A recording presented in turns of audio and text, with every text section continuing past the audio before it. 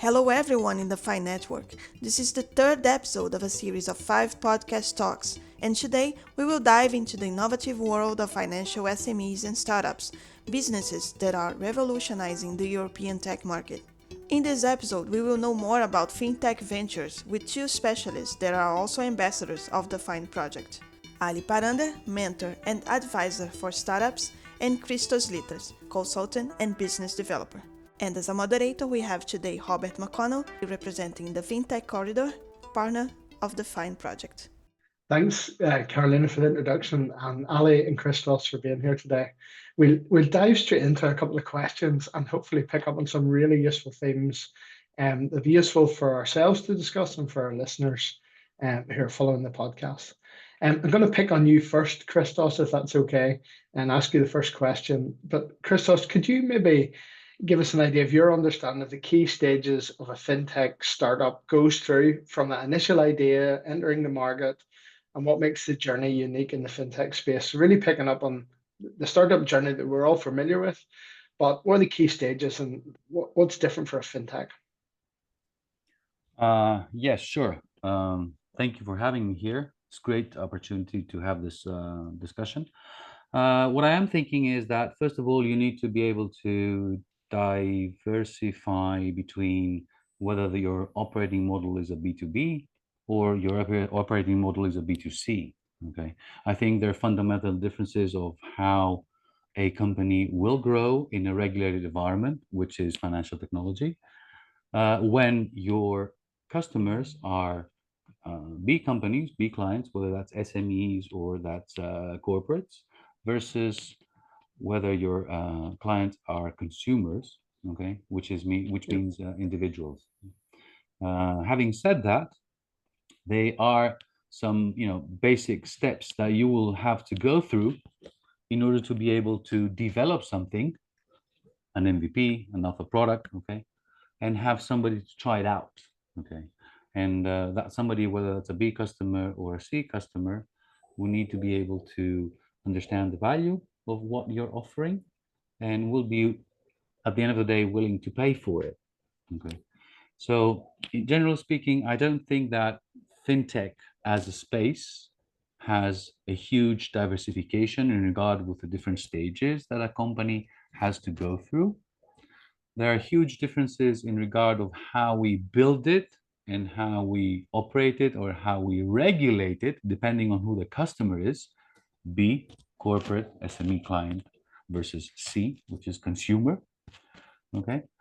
But I think the takeaway message from this these different distinct categories would be that it all boils down to when and how you will be regulated if you need to be regulated. Yeah. That's really interesting.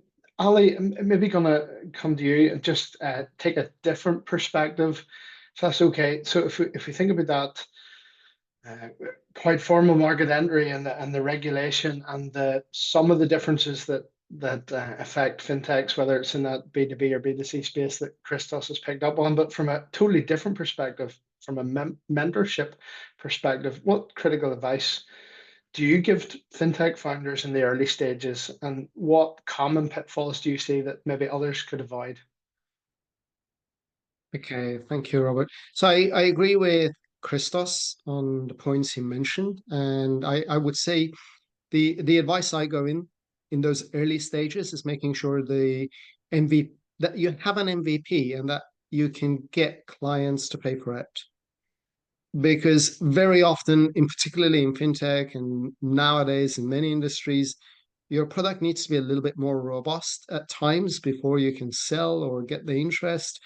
And very often entrepreneurs are in love, like myself as an entrepreneur, we're in love with our products.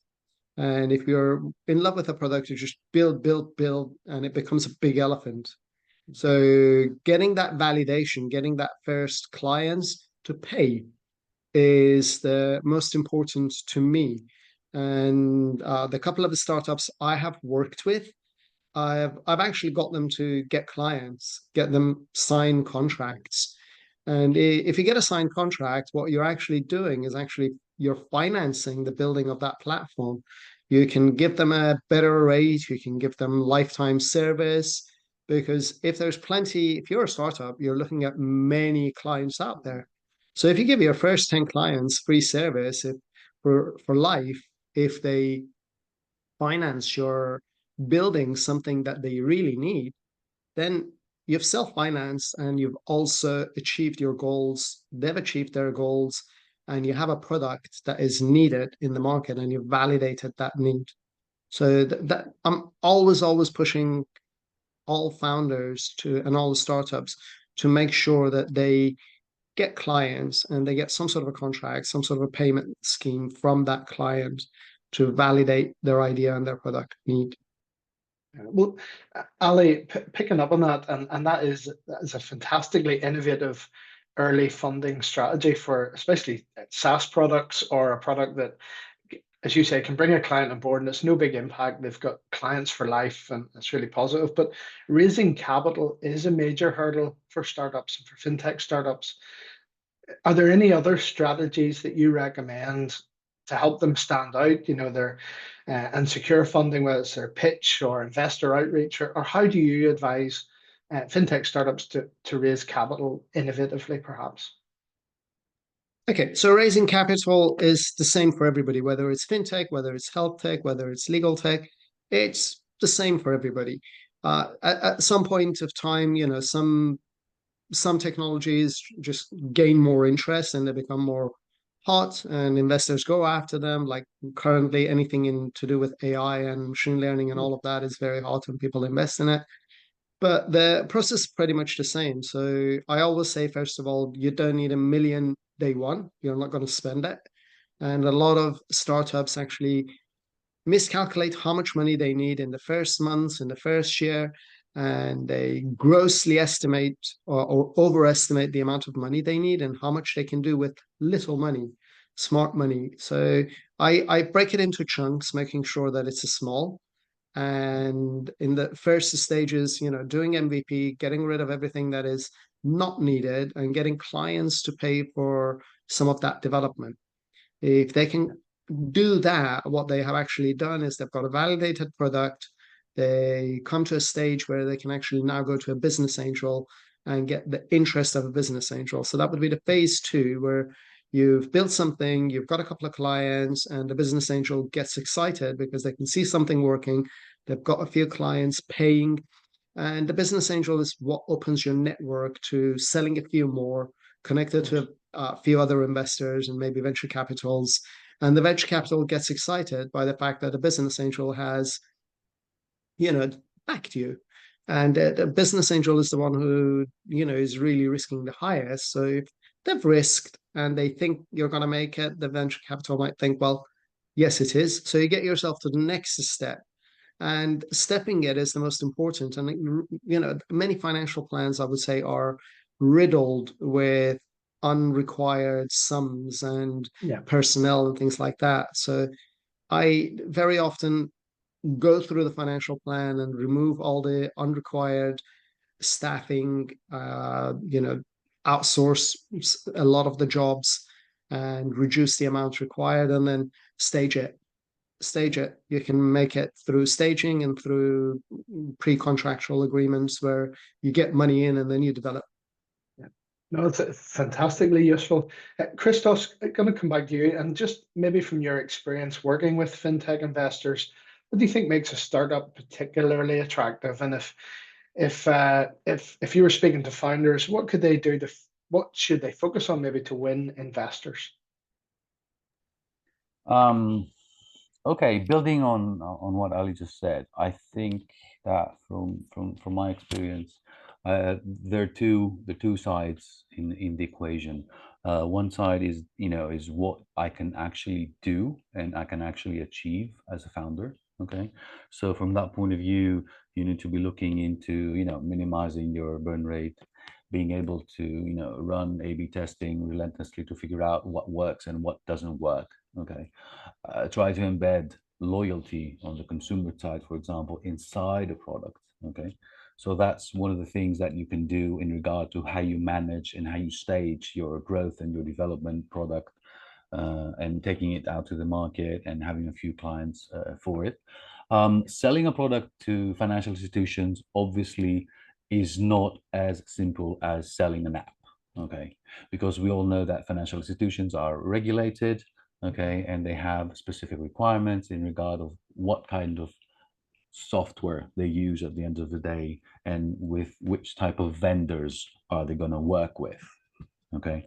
Regardless of what has been happening the last 10 or so years, with the opening up of high street banks and trying to build or co-create things, at the end of the day, a bank is one of the most complicated to navigate and complex customer to sell, because at the end of the day, it's a regulated entity, and it has a gazillions of different inside politics and regulations and regulators to navigate. Okay, so that makes it very complicated versus a company that is building something in a different space. Yeah. Okay, having said that, especially at the beginning, I would try to figure out a way in order to be able to build a product and probably fund a business, which means at the end of the day, this product slash business needs to deliver what? Cash flow. Okay. What was called back in the day the juice in the orange. Okay, we're all building stuff, but we're building stuff not for the sake of building it. We're building stuff for the sake of getting a result, and a result, as you're building a company, obviously has a financial part of it. Okay, so don't build something that doesn't make money. Makes no sense. It's a waste of your time, obviously. Yeah.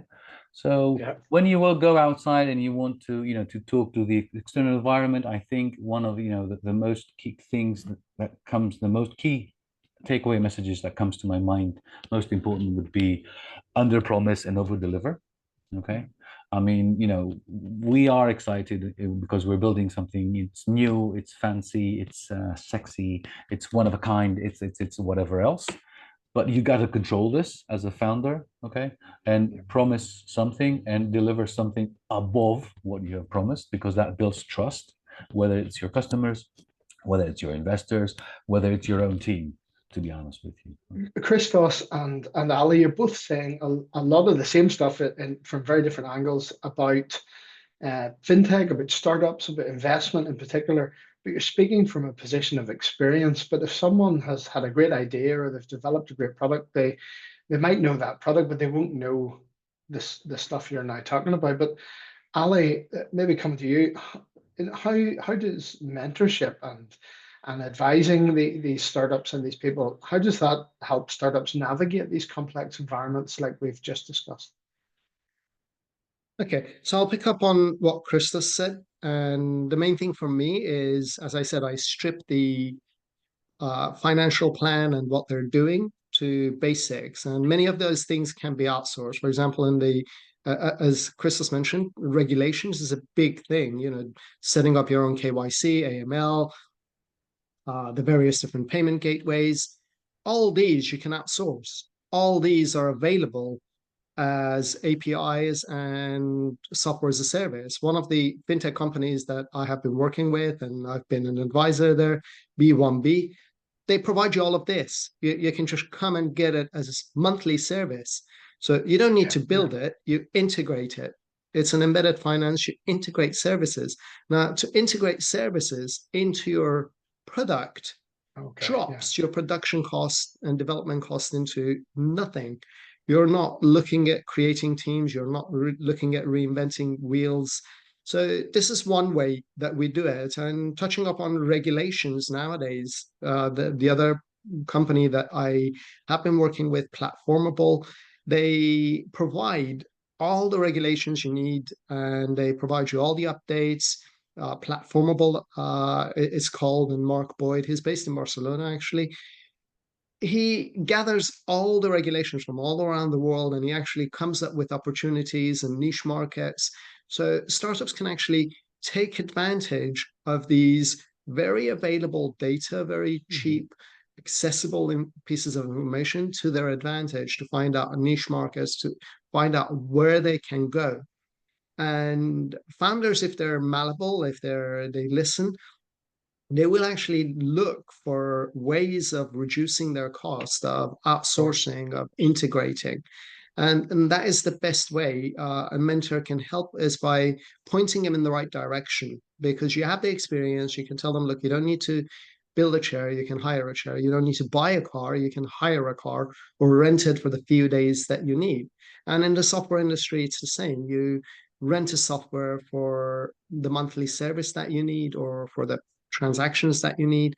So then there are many, many ways of building the final product that you want by just renting and accessing per use those services that you need. Okay.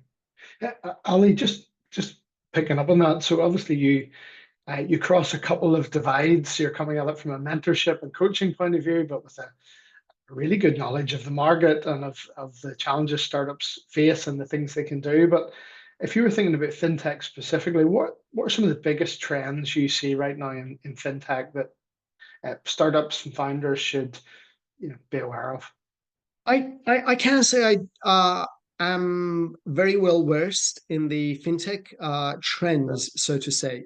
So what I can see is the way banks are pretty much dying and trying to keep a track or keep a hold of the market, while the fintech startups are pretty much destroying. My son has just completely skipped standard banks and gone Yeah. directly to Revolut, and he refuses to use the bank I set up for him locally. Doesn't care about contact with the director or anything. And I believe making this accessible for the future generation. And I consider myself, to be honest, the old generation, that I believed in the contact with the director, because even now the director that I do go to see, they can't do anything. Everything is controlled by further up, so they're useless. They don't make decisions, and therefore anything that is future generation and removes middlemen, I think is the future, and we're going to see more and more of that. And So, don't think so much about us. Think more of what can be done in the future, and I would go betting on that completely. Christos, just to spin that around on you, looking ahead, what technologies do you think hold the most potential for fintech startups?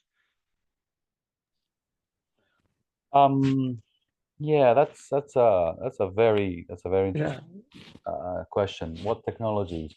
I think that the shift in technology that we're living right now, where we have sort of like moved into from an old school machine learning type of thing into the new school artificial intelligence thing that will make decisions for me and tell me when I'm supposed to go wash the dishes and things like that. Okay.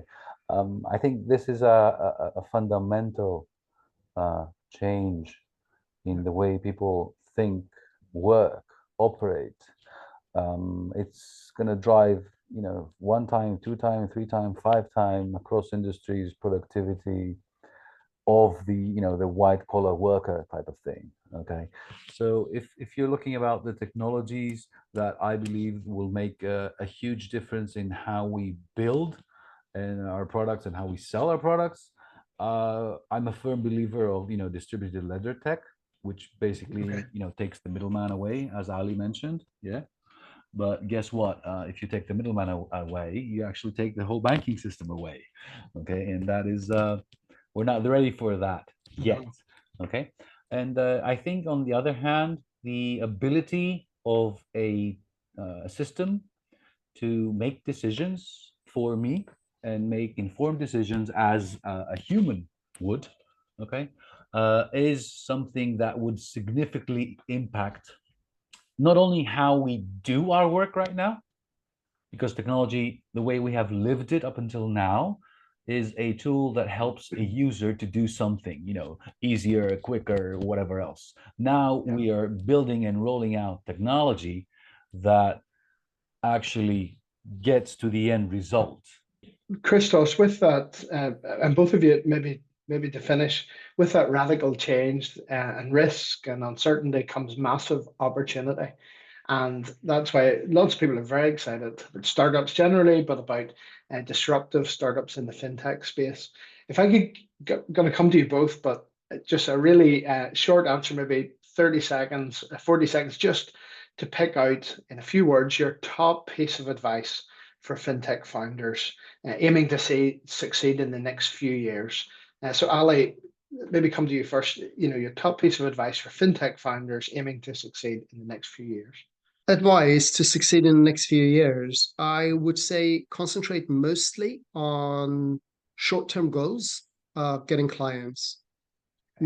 To long-term goals sometimes is not necessarily it's not going to pay off immediately, and therefore a lot of investors right now, what they're interested in is to make sure that your model is working, that it's generating at least some revenue, and they would be willing to back you to scale that. Yeah. So if you can show that, that's what would get the interest of investors, of venture capitals, of business angels, and bringing that close is the only way by selling it, making sure that you're selling, that you've got clients, your number of clients are going.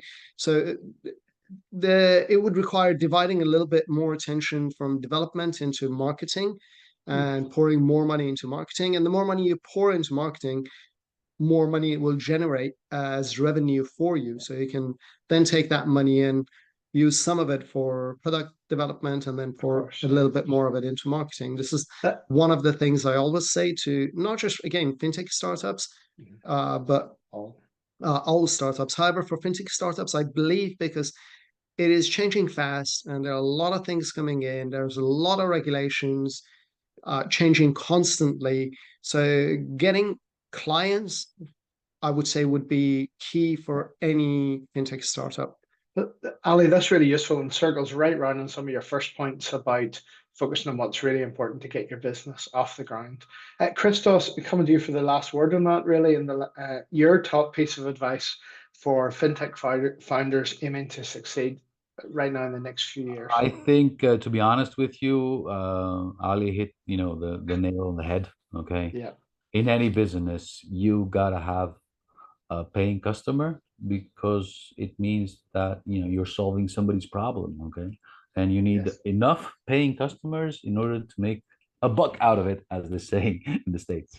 Okay, so I think with the complexity and the changing environment in the financial technology space, I think that these two elements are more important than ever going forward. Christos, thank you, and Ali. It's been really interesting chat today about startups and SMEs, the fintech space across Europe. Thank you both very much for taking part and for the information that you've given us. A lot to think about. And Carolina, back to you. Thank you very much, Robert, and thank you, Ali and Christos, for being in this episode, and also for being part of the team of experts of the Fine Ambassadors. And to our listeners, if you are interested in joining our network for investors, visit fintechnetwork.eu. On our website, you can explore for free our mapping tools on the European fintech ecosystem, with excellent leads to start identifying the main actors in 10 European countries. Also, follow us on LinkedIn, the fastest way to connect with our project and to receive the latest updates on our activities. And for more, stay tuned to this podcast series. It might be the start of your investment journey. We will meet you in the next episode.